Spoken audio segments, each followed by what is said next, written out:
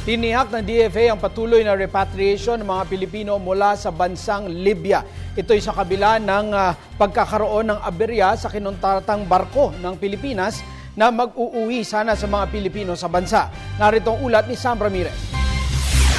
Dahil sa naranasang logistical problem ng kinuntratang barko ng Department of Foreign Affairs, pansamantalang nasuspinde ang repatriation program sa mga kababayan nating overseas Filipino workers na naiipit sa kaguluhan sa Libya. Ayon kay Assistant Secretary Charles Jose, tagapagsalita ng DFA. Because the ship was, will be coming from Italy to Malta and then to Libya. So I think it was they've been on the sea for several days. So it's a matter of refueling the vessel while at sea. Ngunit siniguro ni Jose, patuloy pa rin ang repatriation. Inaasahang darating ang kinuntratang barko sa Benghazi sa August 13, habang darating naman ito ng Misrata sa August 14. Inaasahang makakabalik na ito ng Malta sa August 15.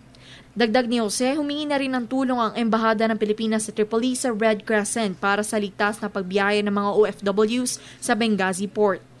According to our embassy in Tripoli, they said they are being assisted by the Red Crescent in Benghazi. And the Red Crescent is coordinating with the concerned militias and have assured the embassy that they can use Benghazi port. Sa kabuuan, umakyat sa 1,100 ang bilang ng mga Pinoy OFWs mula sa Benghazi at Misrata na nagparehistro sa repatriation program, habang nasa 580 naman ang nagparehistro sa Tripoli na siyang sasailalim sa repatriation by land. May 68 OFWs din ang nakauwi sa bansa. Sa kabuuan, may 1,635 na ang OFWs ang napauwi sa Pilipinas mula sa Libya. Para sa Telebisyon ng Bayan, Sam Ramirez.